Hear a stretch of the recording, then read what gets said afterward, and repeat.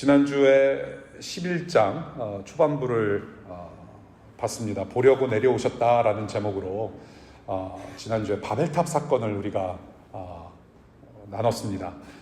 힘의 논리가 지배하는 인간 세계가 우리 이름을 날리자, 그리고 흩어지지 말자라고 하면서 하나님을 높이는 대신 또한 하나님 나라의 확장의 명령을 그대로 수행하는 대신 그 하나님을 저버리고 하나님을 대적하는 그런 바벨탑 사건을 우리가 함께 봤죠. 우리가 가진 것을 나누지 말고 이름을 날릴 만큼 성공하자라는 그런 인생의 바벨탑, 이 도시의 바벨탑 속에서 우리는 여전히 살아가고 있습니다. 그러나 그러한 우리를 보시고 예수님께서 이 땅에 오셨습니다. 그 예수님은 어떤 분이시냐? 자신의 피와 살을 흩으신 분이십니다. 왜? 저와 여러분들의 죄를 대신 용서하시기 위해서, 대신 짊어지시기 위해서 예수님께서 자기의 살과 피를 흩으시고 저와 여러분들을 그냥 죄인으로 방치시키신 것이 아니라, 그냥 멸망의 길 가운데 놔두신 것이 아니라 다시 우리를 새로운 공동체로 만드셨다. 그래서 우리는 모이기도 모이지만 흩어지는 교회로 살게 되었다라는 내용을 지난주에 우리가 봤습니다. 그렇지, 기억나지? 강건아? 그래. 괜찮아. 사람의 인생을 한마디로 표현하면 어떤 표현을 우리가 쓸 수 있을까요? 여러 가지로 우리가 이야기를 나눠볼 수 있을 것 같아요. How can we describe our life? 우리의 인생. 저는 희노애락이라고 오늘은 좀 생각을 하고 싶어요. 희노애락이다. 우리의 인생은 희노애락이다. 희노애락이라는 단어를 풀어서 기쁨, 노여움, 슬픔, 즐거움이라고 우리가 그렇게 알고 있죠. 수많은 희노애락의 360일 정도를 여러분들이 사셨어요. 지난 한 해. 감사 찬송할 일들이 참 많으실 거라는 생각이 듭니다. 정말로 그러실 수 있기를 바랍니다. 감사할 내용들 많이 있으면 좋겠고요. 더러는 이렇게 해도 생각이 됩니다. 저와 여러분들이 희락이라는 것을 누릴 때, 기쁘고 즐거움을 누릴 때에 어떤 이웃들은 그것을 누릴 수 없는 분들이 많다라는 것을 우리가 기억하면 좋겠어요. 우리가 기쁘고 즐거울 때 저 사회 저편에는 혹은 세상 저편에는 여전히 힘들고 고통스럽고 죽음을 정말로 힘들어하는 그런 슬픔 속에 잠겨있는 우리 이웃들이 많이 있죠. 또한 우리가 노애의 한숨을 쉬고 있을 때, 그런 슬픔과 노여움에 한숨을 쉬고 있을 때 또 어디선가는 희락을 즐기는 참 잘 살고 있는 것 같은 그런 이웃들을 보기도 합니다. 그래서 저는 그래요. 이게 참 희락과 그 노예가 공존하는 이 인간 삶은 참 복잡하다, 무질서하다. 참 어쩔 때는 슬프고 어쩔 때는 막 즐겁기도 하고 웃기도 하고, 이게 한국에 그런 얘기가 있지 않습니까? 울다가 웃으면 신체적인 변화를 느끼지 않습니까? 울다가 웃으면 어디 뭐 털나는 그런 이야기가 있듯이 참 복잡하고 무질서한 세상에서 우리는 살아가고 있다. 우리가 그렇게 살아감에도 불구하고 우리 하나님은 여전히 살아계신다라는 거죠. 하나님은 여전히 살아계세요. 오늘 본문은 그렇게 복잡하고 무질서한 희노애락의 세상 가운데서 하나님은 여전히 살아계시고 하나님은 하나님의 일을 여전히 하신다. 하나님의 역사를 우리가 오늘 본문에서 보게 됩니다. 그 역사 속에서 숨쉬고 있는 공동체, 우리에게 주시는 말씀이 무엇인지 보고 싶은데요. 우리가 족보를 보게 되면 이게 무슨 영양가가 있는 말씀인가 생각이 들지라도 이 족보 안에는 여러 가지 비밀들이 있습니다. 첫 번째는 하나님은 인간 역사 속에서 일하신다라는 진리를 우리는 보게 됩니다. 하나님은 인간 역사 속에서 일하신다. 10장에도 족보가 나옵니다. 10장에는 노아 후손의 족보가 나오는데 그 족보에 이어서 다시 족보가 등장을 해요. 오늘 본문 족보는 노아 아들들 중에 그 하나님의 언약을 이어갈 셈의 족보와 27절 셈의 후손인 데라의 족보로 구성되어 있습니다. 셈의 족보와 그리고 그 가문의 물줄기를 잇는 데라라는 사람의 족보로 구성이 되어 있는데요. 우리가 족보라고 했을 때에 무엇을 가장 먼저 알 수 있을까요? 여러분들 족보 보신 적 있으세요? 혹시? 우리 어른들은, 여기 앉아 계신 어른들은 많이 보셨을 거예요. 이 족보라는 것은 1차적으로 우리의 조상이 누군지 알 수 있습니다. 우리의 선조가 누구인지 알 수 있고요. 동시에 우리 선조들이 살았던 역사는 이러이러하다. 그러니까 아주 과거에 조선시대에 잘 나가던 어떤 가문의 후손이었다면, 우리 선조는 영의정이었고 좌의정이었고 이제 그런 것들을 많이 들으셨을 거예요. 예. 어떤 우리 선조들의 역사도 볼 수가 있습니다.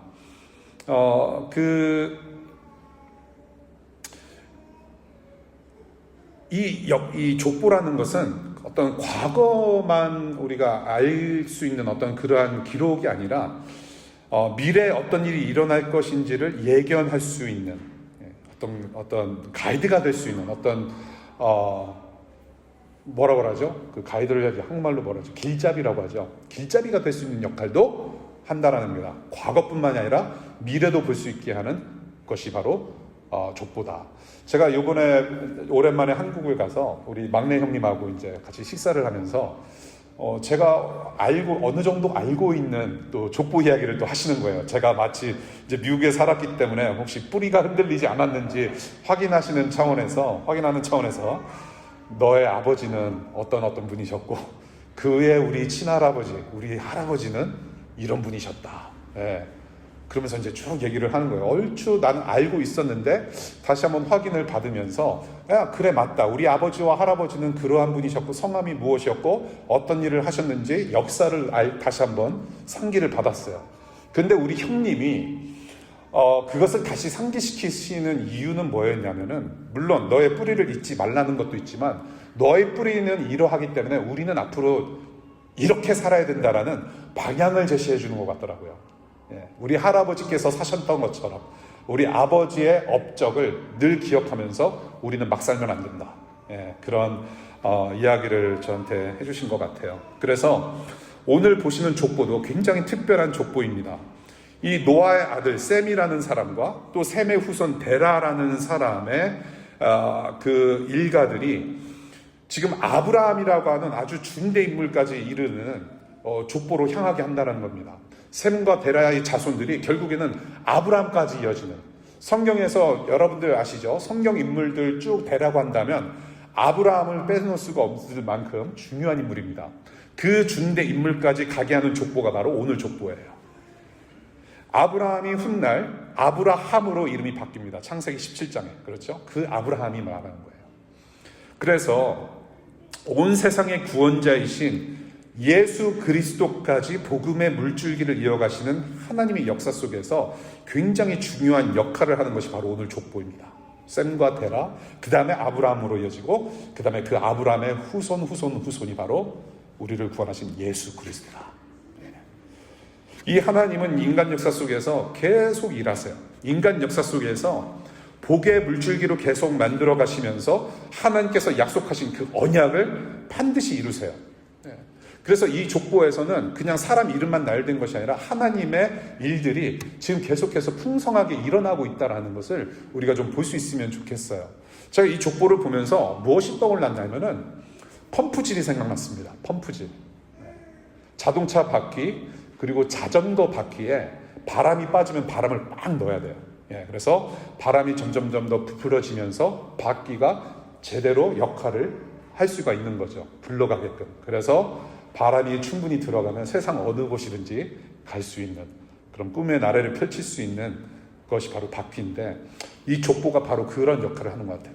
사람 이름이 쭉 나오면서 하나님께서 생명의 펌프질을 계속 하시는 것 같아요. 결국에는 하나님 나라까지 이르르는 펌프질을 계속 하신다라는 생각이 좀 들었어요. 그래서 이 족보, 인간 역사 속에서 생명의 펌프질을 계속 하시면서 언약의 완성을 향해서 가시는 하나님의 역사다라는 것을 오늘 본문에서 보게 되었고요.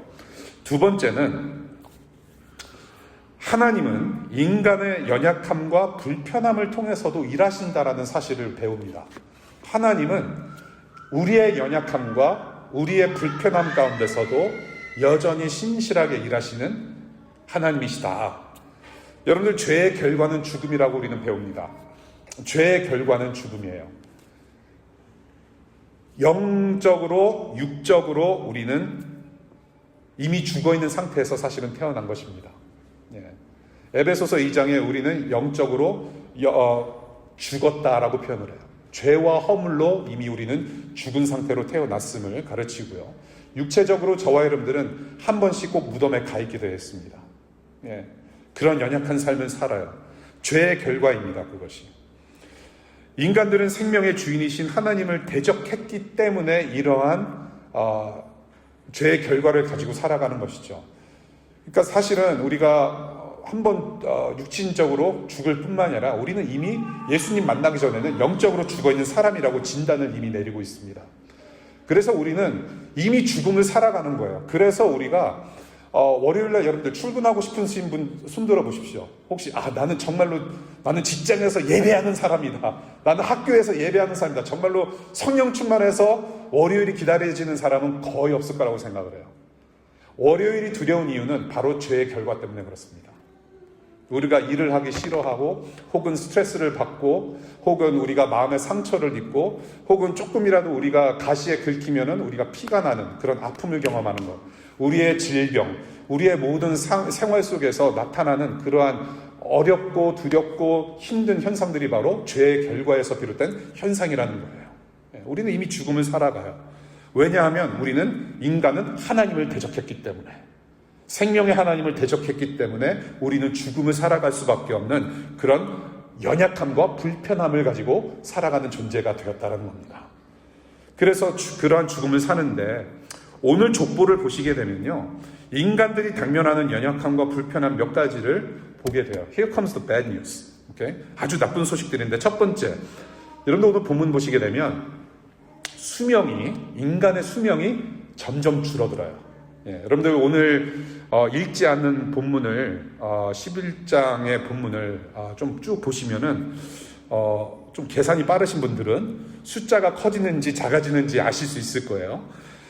오늘 본문 이전에 마지막으로 인간 수명을 언급한 기록은 9장 29절 노아가 950년까지 살았다라는 것이 마지막 기록이에요. 예. 그 이후로 오랜만에 사람의 수명이 나오는데요. 오늘 족보 11장 10절과 11절에 보게 되시면은 노아의 아들 셈이라는 사람이 얼마를 사냐면 100년 플러스 500년에서 600살을 살았습니다. 600살. 그 다음에 이제 쭉 족보가 내려오면서 몇 살을 살았다, 몇 살을 살았다 보면은요, 수명이 점점 더 줄어들어요. 숫자가 점점 더 줄어들면서 32절을 보시게 되면 셈의 후손, 그러니까 아브라함의 아버지 베라의 수명이 나오는데 205살로 기록하고 있어요. 그러니까 노아 때부터 이 베라까지 900 something 200살로 확 줄어듭니다. 200살로 확 줄어들어요. 그 의미는 뭐냐면 죽음과 더 가까워졌다는 말이에요. 인간의 수명, 인간들은 죽음과 더 가까워졌다. 두 번째 bad news, 사례는 임신하지 못했다라고 기록해요. 사례는 임신하지 못했다. 왜 임신하지 못했는지에 대한 이유는 설명하고 있지 않습니다. 이 또한 우리가 생각할 것은 뭐냐면은 성경을 잘못 해석하면 마치 임신을 하지 못하는 것을 그 사람의 죄악이라고 생각하는 그런 해석을 자꾸 내놓습니다. 그래서 사람들한테 수많은 상처를 줘요. 그거 아니에요. 이미 저와 여러분들은 죄인으로 태어났고 죄의 현상 가운데 살아가고 있기 때문에 우리의 몸은 온전치 않습니다. 이러한 사람도 있고 저러한 사람도 있는 거예요. 예. 그래서 이 사례도 우리 이 시대 사람들과도 똑같은 사람이었다라는 거예요. 예. 임신을 하지 못했다. 그 당시에 자식 없음이 상징하는 바가 있었죠. 뭐냐면 요즘은 일부러라도 낳지를 않잖아요. 한국도 문제고 미국도 문제인데, 그래서 막 이렇게 출산을 장려하는 막 정책들도 내놓는데, 이게 정책만 내놓으면 뭐예요? 사람들이 안 낳으려고 하는데. 근데 그 당시에는 고대 문화에서는 후손이 이렇게 생산되지 않고 중단되었다라는 뜻은 곧 재앙이라는 말이에요. 왜냐하면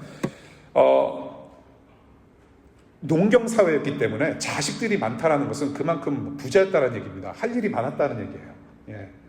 그만큼 들에 나가서 밭에 나가서 할 일들이 많았다라는 얘기죠. 그러니까 자식을 많이 생산하면 할수록 사람들이 많아지고 더 풍성한 삶을 누리게 되는데, 자식이 없다라는 소리는 그러한 부요함, 그러한 풍요함을 누리지 못하는 것이다 라는 그러한 문화가 있었다라는 겁니다. 그래서 우리 조선시대도 갈 필요 없이 저의 아버지, 저의 할아버지 세대까지도 며느리가 아들을 못 낳잖아요. 예.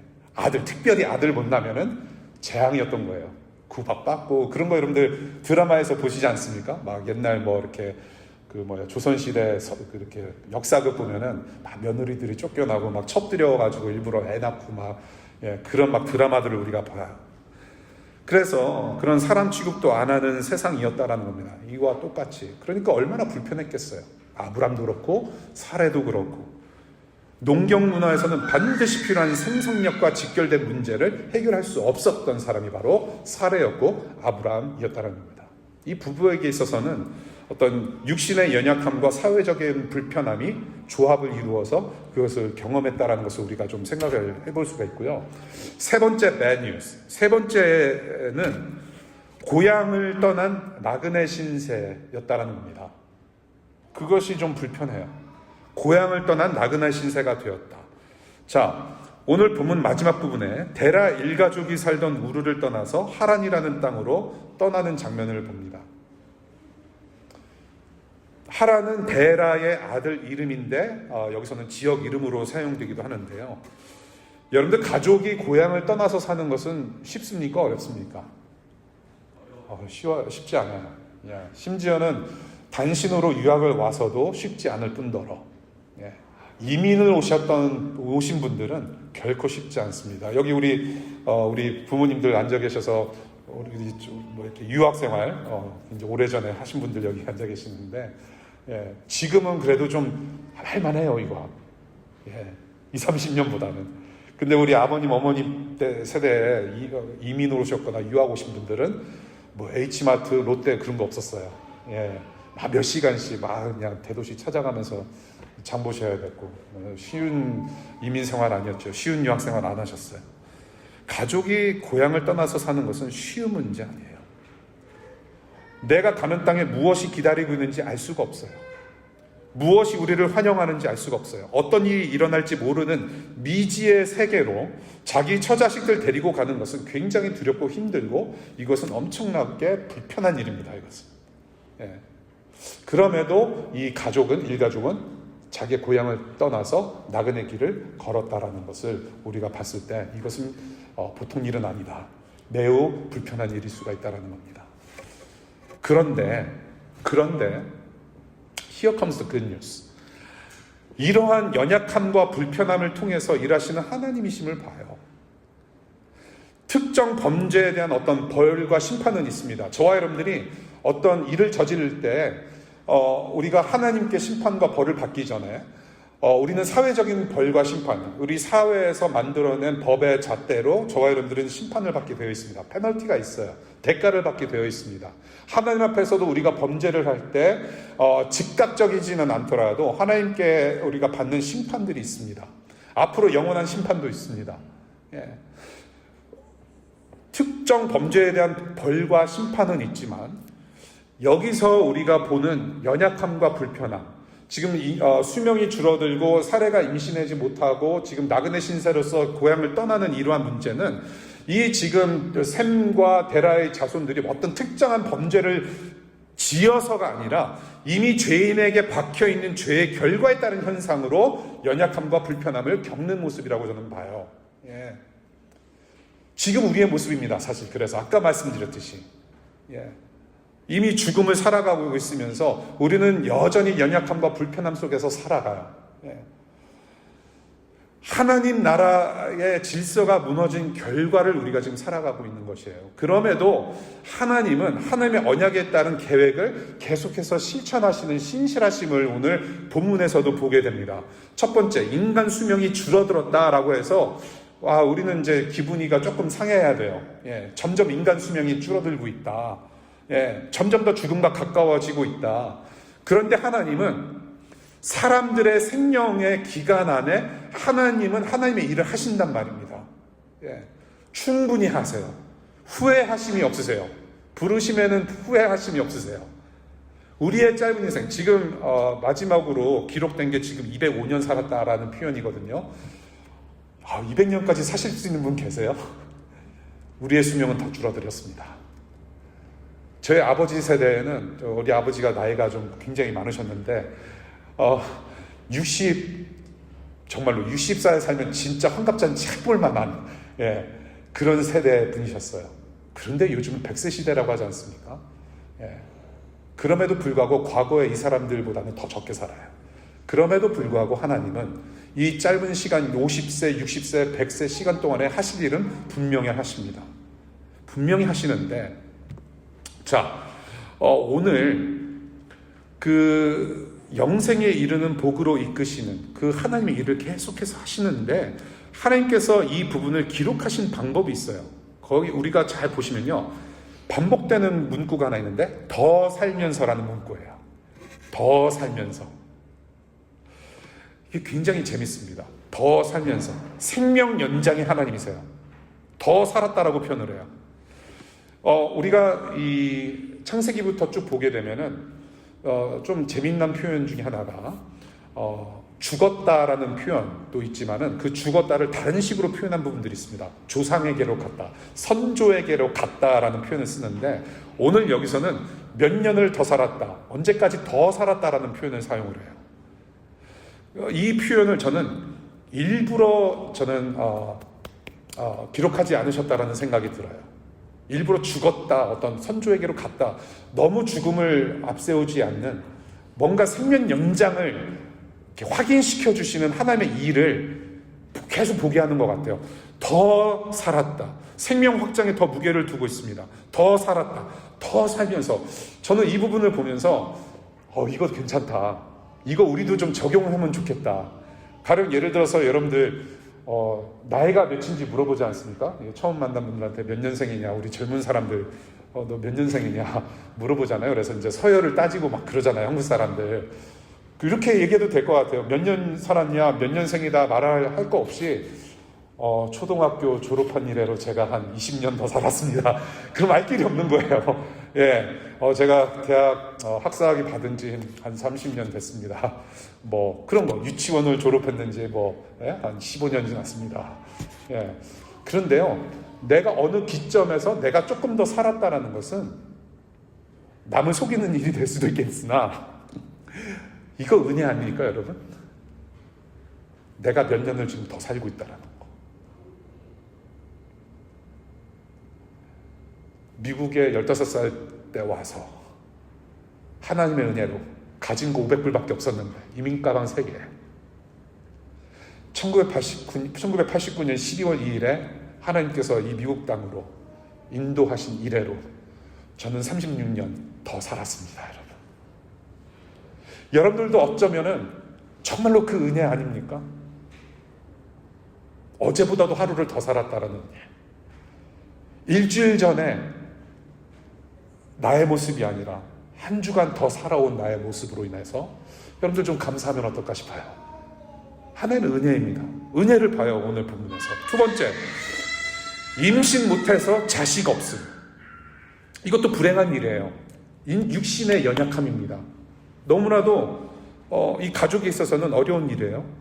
그런데 하나님께서 큰 민족을 이루신다라는 하나님의 계획이 있었어요. 하나님 나라의 비전, 큰 민족을 이루시고 하나님 나라를 계속해서 만들어 가시는 비전을 아담 때부터 문화 명령을 통해서 하나님께서 명령하신 거예요. 생육하고 번성하고 이 땅에 충만하고 정복하라.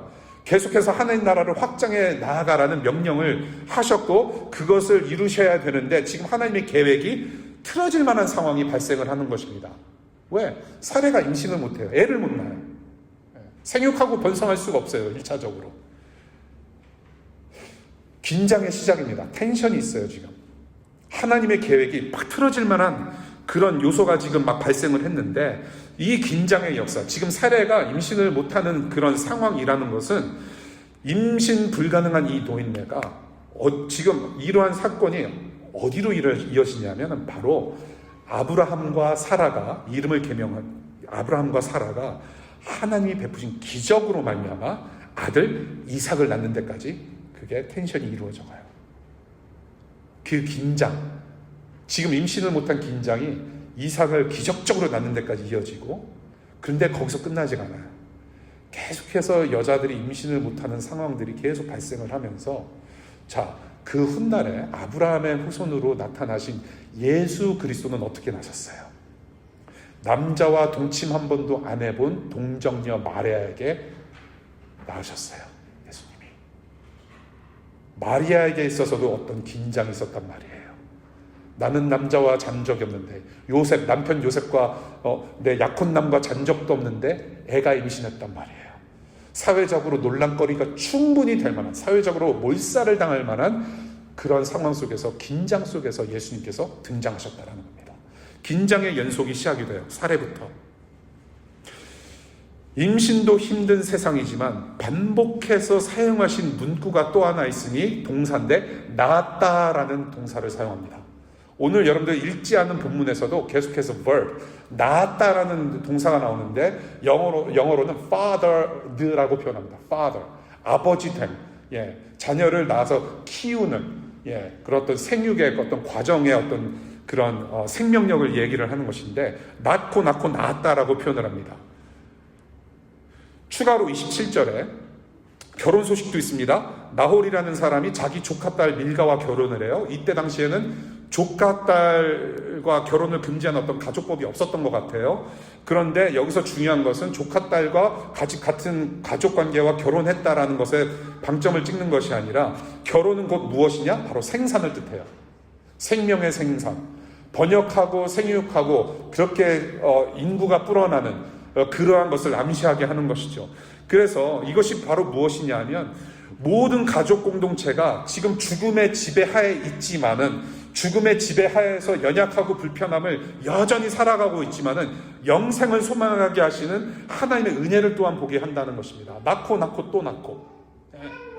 앞으로 그런 긴장 속에서 계속 낳고 하나님께서 생명 영속을 계속해서 이어가신다라는 것을, 그 은혜를 보게 됩니다. 자, 세 번째, 고향을 떠난 나그네 신세를 지고 있는데, 우르라는 고향을 떠나서 하란으로 가서 정착을 합니다. 하란으로 가서 정착을 하는데, 이 하란은 이제 앞으로 우리 다음 주 본문이 될 12장 이제 그 이후로 우리가 보게 되는데요. 하나님께서 보여주신 약속의 땅으로 떠나기 위한 중간 기착지가 바로 하란이라는 것입니다. 반드시 거쳐야 될 지역으로 나와요. 연약함과 불편함 여전히 지고 갑니다. 처자식들 데리고 지금 계속 불안한 여행길을 가고 있는데, 지금 어디로 가냐면은 멸망으로 가는 것이 아니라 하나님이 약속하신 복을 향해서 가는 축복의 여정이라는 것입니다. 복의 여정을 가는 거예요. 비록 겉보기에는 이민 생활이 힘들지라도 결국에 우리가 종착하고 우리가 보는 것은 뭐냐면, 하나님께서 영원히 누리게 하시는 복이 있다란 말입니다. 복을 향해서 묵묵히 가는 길이에요.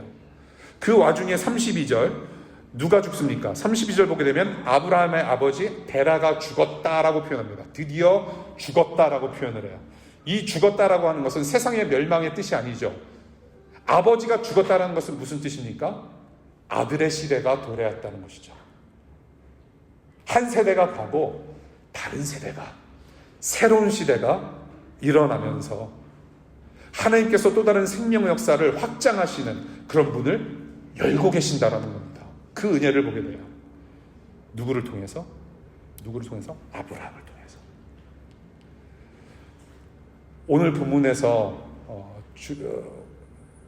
우리 하나님께서 주시는 말씀이 이러합니다.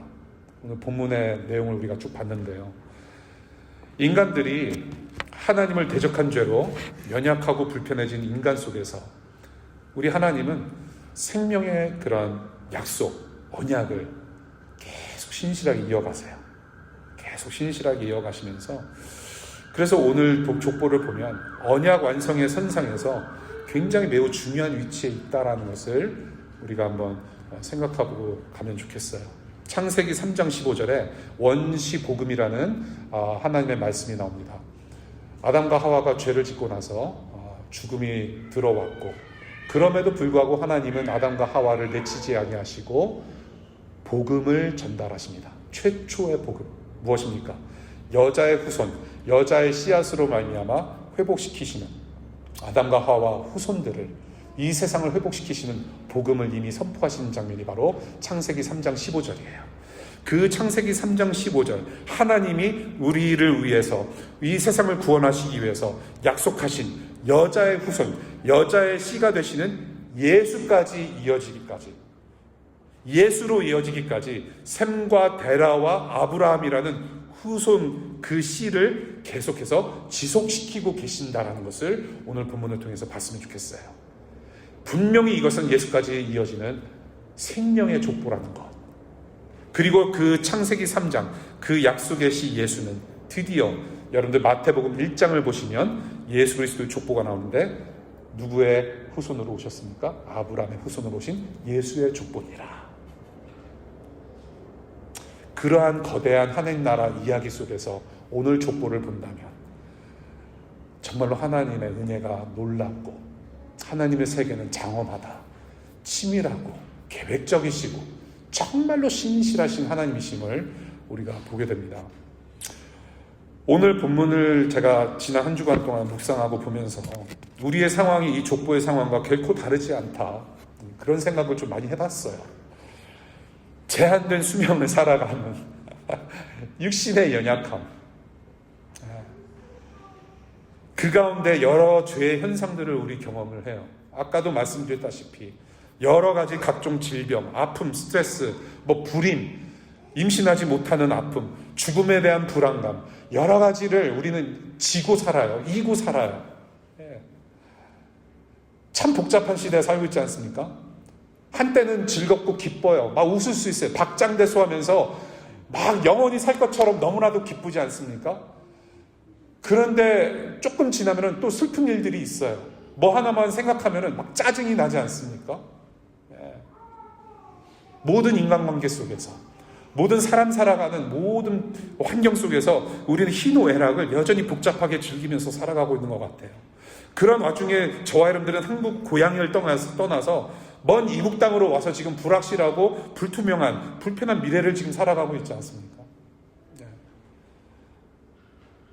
이제는 시민권자도 이제 불안한 시대에서 사는 거예요. 백인이 아닌 이상.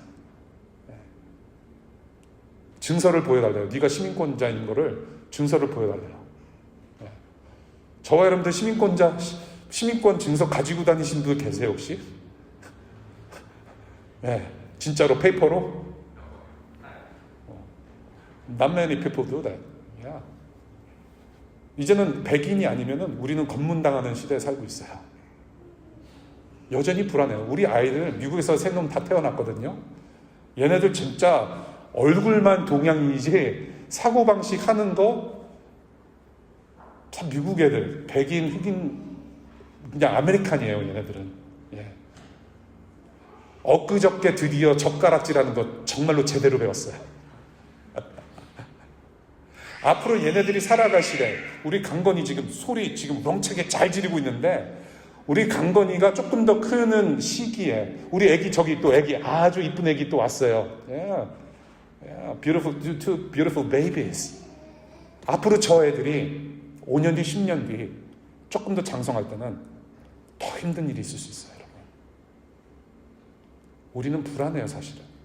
함부로 웃고 다닐 수가 없어요, 사실은. 이런 시대적 상황을 우리가 본다면. 우리는 그렇게 한 해를 지나왔어요. 앞으로도 무거울 거예요. 무거운 짐을 지는 수고로 이런 상황을 살아오신 여러분들, 정말로 저는 위로하고 싶었어요. 우리의 역사가 이러하다는 것을 하나님이 아십니다. 연약하고 불편하고, 내 개인적으로나 사회적으로나 우리가 사는 세상이 참 만만치 않고 점점 더 힘들 수 있겠구나라는 또 불안감 속에서 우리는 살아갈 때에, 저는 지난 한 1년 동안 이것을 뚫고 오신, 지금 2025년 마지막 주일 예배를 함께 하고 계시는 여러분들 정말로 수고 많으셨고 애 많이 쓰셨다라는 위로의 말씀 먼저 드리고 싶었어요. 정말 수고 많으셨습니다. 많이 힘드셨을 거예요. 우리의 인생길 한 해의 수고 했습니다. 죄와 싸워서 넘어지기도 하고 여러 가지 죄의 현상으로 말미암아 좌절하고 마음 아픈 시간들도 있으셨을 거예요.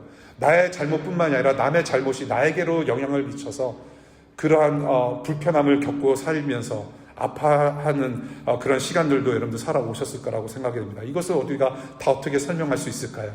한숨 외에 어떻게 설명이 가능할까요? 한숨 외에. 그래서 저는 정말로 최고의 위로를 드리고 싶은 것은 이 지금 오늘 저와 여러분들에게 주시는 말씀, 이 족보의 기록은 그렇게 살아온 저와 여러분들과는 전혀 무관하지 않다는 것을 말씀을 드리고 싶어요. 예수 그리스도와 직결된 족보라면, 그러한 인간 역사 속에 오신 예수라면은 우리와 저와 여러분들과 직결되어 있다는 것입니다.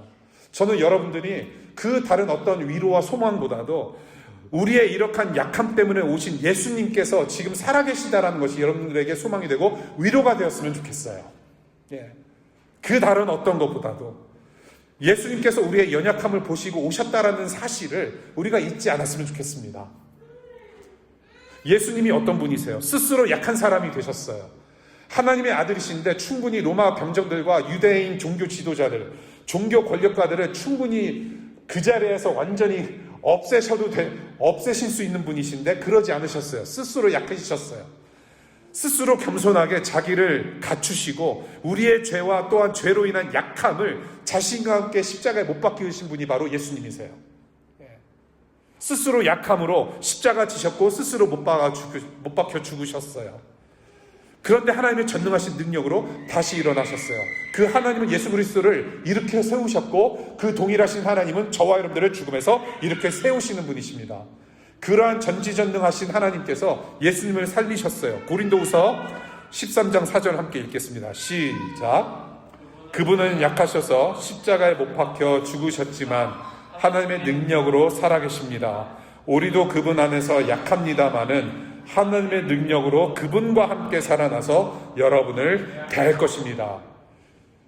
이러한 하나님께서 은혜를 주셨어요. 어떤 은혜를 또 주셨느냐? 하늘의 상속자로 새로 태어나게 하셨어요. 하늘의 상속자. 저는 상속이라는 말 들으면요 가슴이 뛰어요. 어떤 방향으로 가슴이 뛰냐면 기분이 좀 나빠요. 상속받은 게 없거든요, 저는. 우리 아버지가 돌아가셨는데 제가 제 위에 그 8남매가 있어요. 저는 9남매 막내입니다. 어떤 가정의 스토리가 좀 있긴 한데 9남매 막내는 막내도 아니에요. 아버지가 돌아가셨을 때 저는 그 자리를 지키지 못했고 우리 8남매가 그 형님 누님들이 그 마지막 이제 뒷정리를 하셨어요. 임종하실 때. 근데 아버지가 재산을 남기셨대요.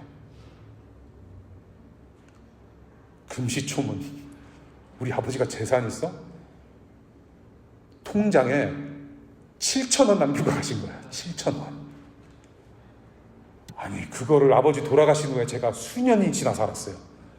우리 형님들 누님들 진짜 나쁘다. 7,000원 나눠 먹었을 거 아니야. 8등분 해가지고. 그럼 얼마 떨어집니까? 7, 8에 50. 한 몇백 원 남은 거예요. 내 몫은 없는 거예요. 기분이 나빠요 저는. 진짜 7,000원 좀 컴온.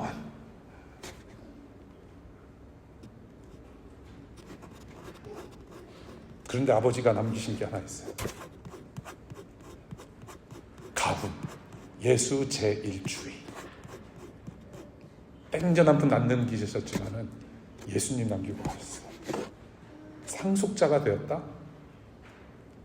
하늘의 상속자가 되었다는 것은 이거는 세상에 7,000원, 7만원, 70만원, 7천만, 7억, 700 million dollars 요번에 파워볼 몇 빌리언, some billion dollars, right? More than that. 하늘의 상속자, 저와 여러분들을 자녀로 새로 낳으셨다는 사실입니다.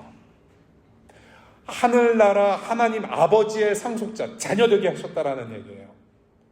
That is something. 여러분은 죽으시고 부활하신 이 예수 그리스도를 믿는 믿음으로 하늘나라의 상속자가 되었다는 복을 누리고 살고 계세요. 하나님 언약을 영원히 누릴 수 있는 아브라함의 후손이 돼서 그 언약의 물줄기를 따라서 언약의 상속자가 되었단 말이에요. 하나님의 복을 다 이미 받으신 분들이에요. 그러한 영생을 지금 살아가고 있어요. 그래서 우리 집으로 가자라는 말을 하지 않습니까? 우리 집이에요. 하나님 아버지가 우리 아버지고 내 집도 아닌 하나님 아버지 집이 우리 집이 되는 거예요. 그러한 상속자들이라는 것입니다. 우리는 이제는 어디를 가든지 이 땅에서는 또 이사 갈 수 있어요. 다른 데로 유학 갈 수 있어요.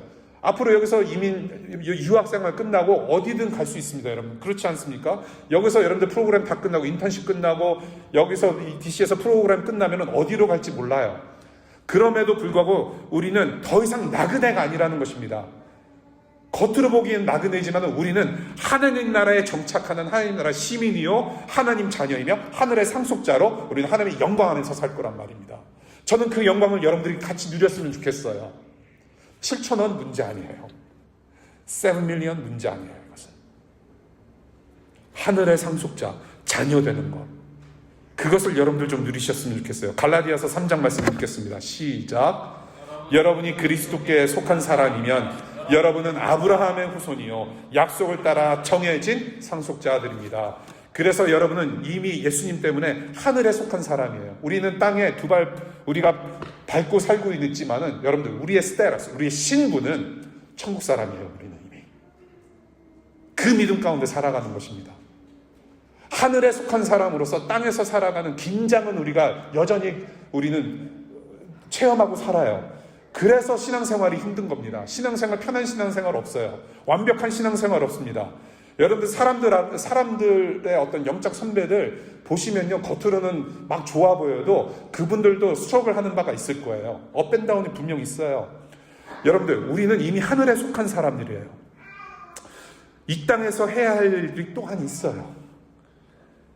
연약함과 불편한 나그네로서 저와 여러분들은 어찌 보면 아메리칸 드림을 우리가 원하고 꿈꾸면서 우리가 이 땅에 왔고 살아왔겠지만은 예수 그리스도는 우리가 영원히 정착하는 킹덤 드림을 주셨어요.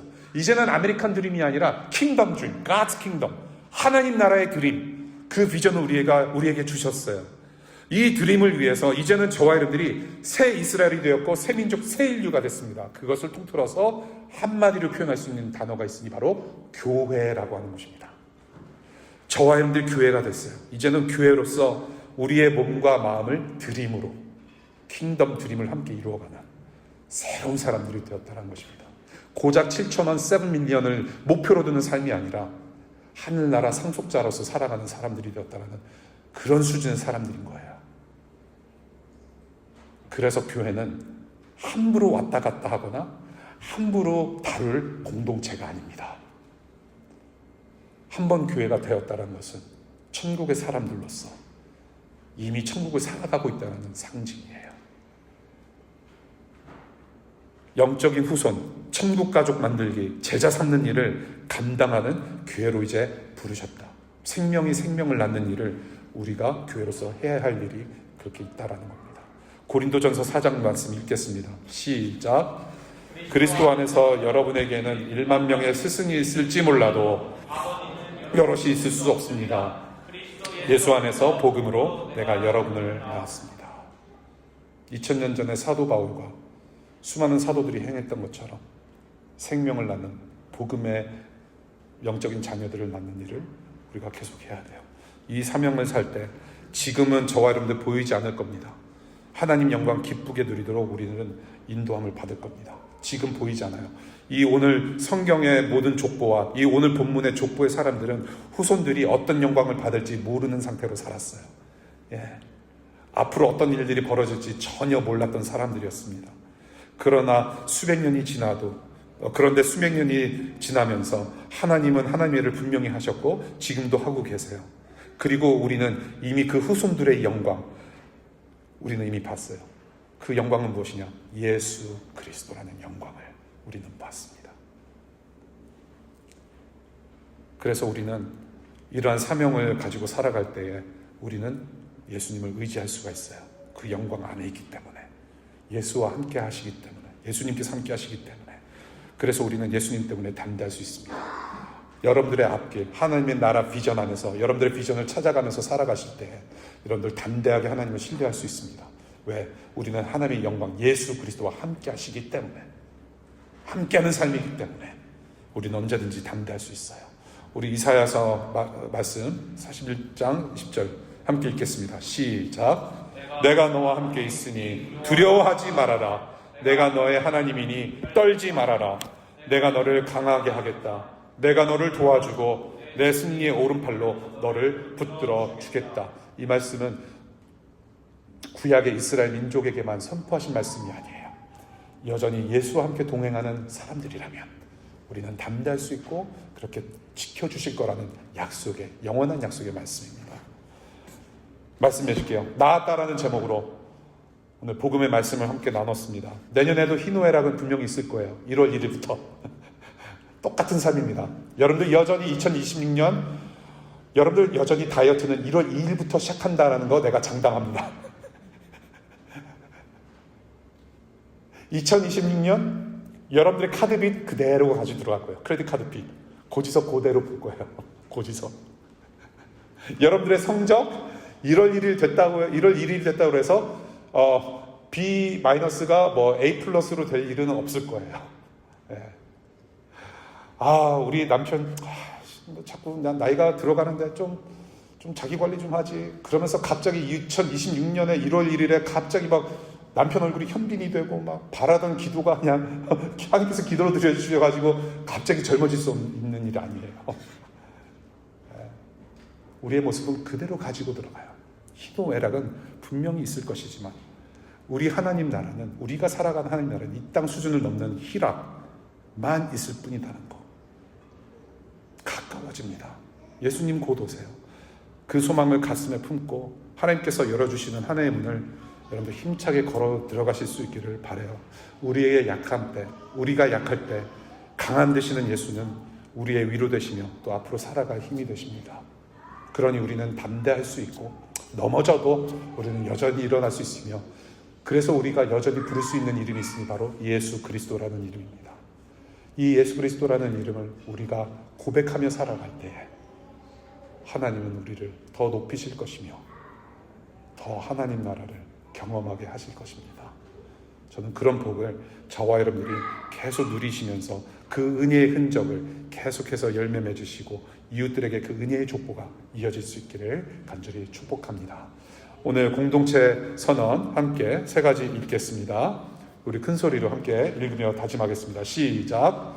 우리는 하나님께서 예수 그리스도의 죽음과 부활로 새롭게 낳으신 하나님의 영원한 자녀들입니다. 우리는 주님 오시는 날까지 우리의 약함을 통하여 일하시는 강하신 주님을 담대히 의지하며 살아가겠습니다. 우리는 주님의 몸된 교회로서 복음 선포와 선한 일로 생명을 낳으며 하나님 나라 족보를 이어가겠습니다. 아멘.